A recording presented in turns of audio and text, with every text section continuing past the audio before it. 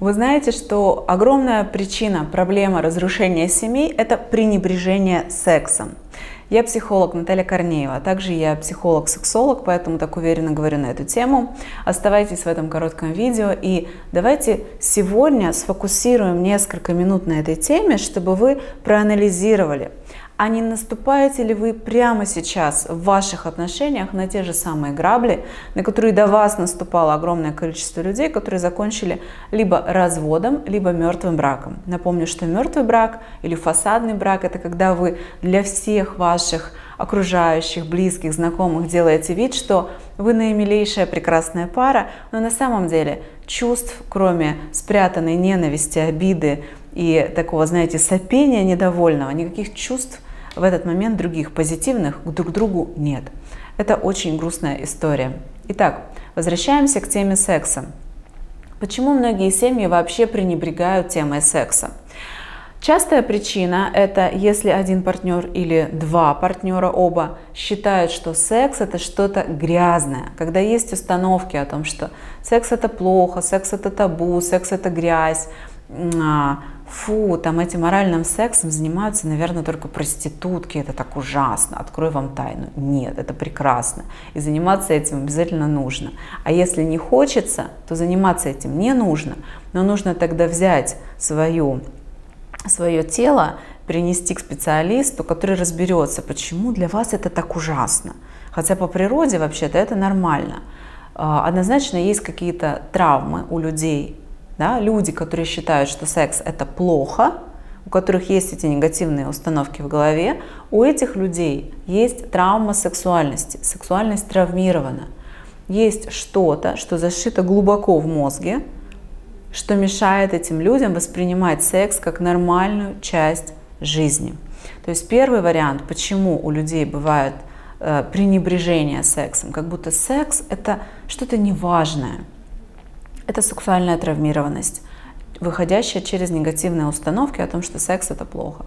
Второй вариант – это просто незнание. Да, многие люди не знают, если они выросли в семье, где мама с папой не особо-то телесно друг друга любили. Ребенок, по идее, не должен знать о том, какие сексуальные отношения у мамы с папой, но когда мы, дети, живем в семье, мы все равно понимаем, а мама с папой вообще хотя бы целуются иногда страстно, пусть даже не при нас специально как-то, да, но если я ребенок, живу в семье, я все равно иногда улавливаю где-то, о, мама с папой там поцеловались на кухне, я мимо проходила. Между мамой с папой есть какая-то телесность? Если мама и папа жили как два друга в одной комнате, да, в одной квартире, и телесного желания между ними не было, то вырастает ребенок и просто берет эту модель как, наверное, это верное. Наверное, место, где я жил, вот с этого и надо брать пример. Наверное, так хорошо.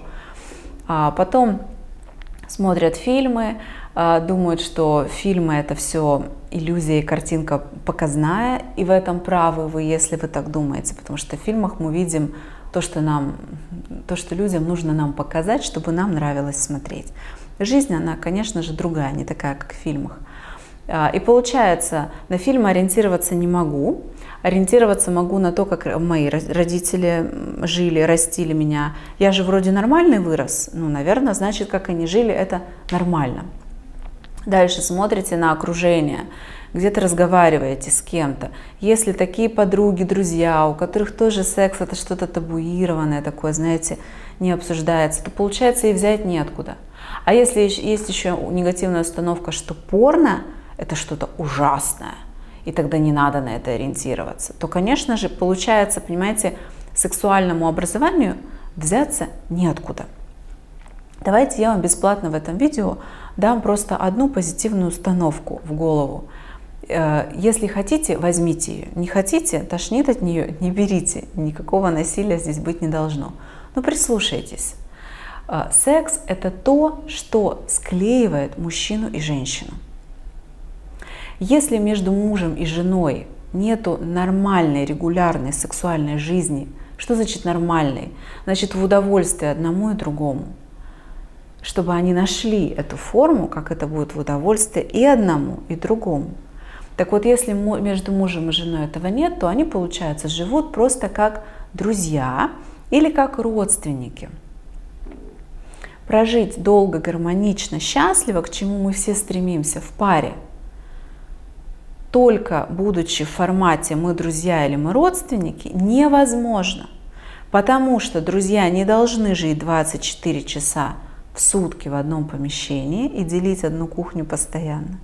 И родственники не должны жить вместе. Запомните это просто как аксиому.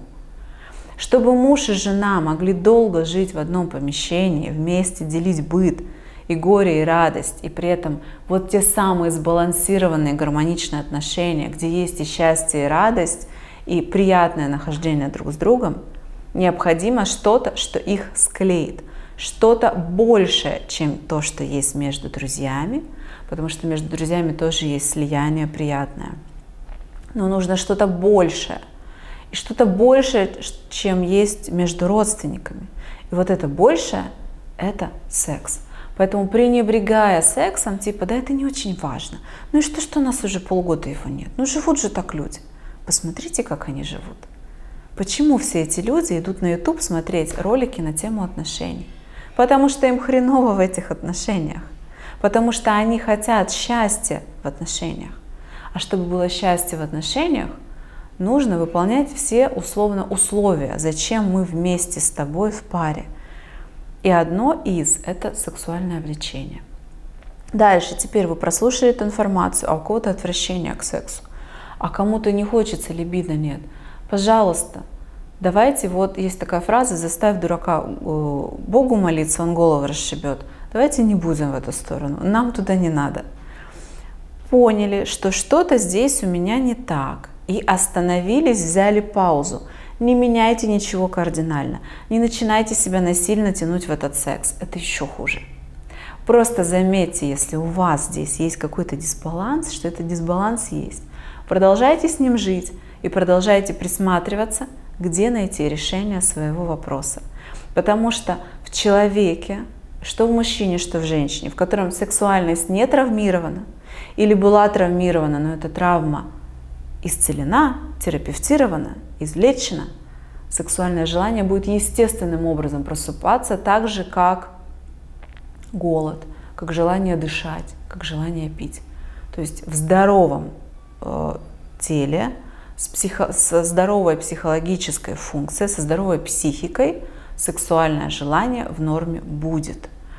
Да, есть сексуальная конституция, кому-то нужно больше, чаще, и там тоже есть свои отклонения. Кто-то стресс снимает сексом, что тоже, в принципе, не самый лучший вариант. Лучше вообще жить без стресса или уметь стресс снимать без привязки к другим людям самостоятельно.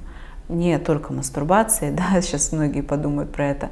Есть есть способы снимать стресс, проживать, вообще не привязываясь к теме секса. Поэтому остановитесь, если у вас здесь есть дисгармония, какой-то дисбаланс, заметьте и просто начните интересоваться этой темой. Начните изучать себя. А что не так во мне было в прошлом, где меня травмировали сексуально? Это может быть сексуальное насилие, это может быть жить в среде родителей, которые считают секс табу и грязно. Это тоже травмирует ребенка, потому что природно сексуальность идет, особенно в подростковом возрасте. А общество, в котором я нахожусь, родители, считают это грязью, и мне приходится это подавлять в себе. И ряд там еще других показателей, функций. Если это видео оказалось вам полезным, поставьте мне, пожалуйста, лайк, я буду вам признательна, благодарна и рада.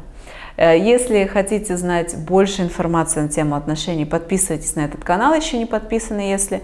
И, пожалуйста, смело делитесь комментариями.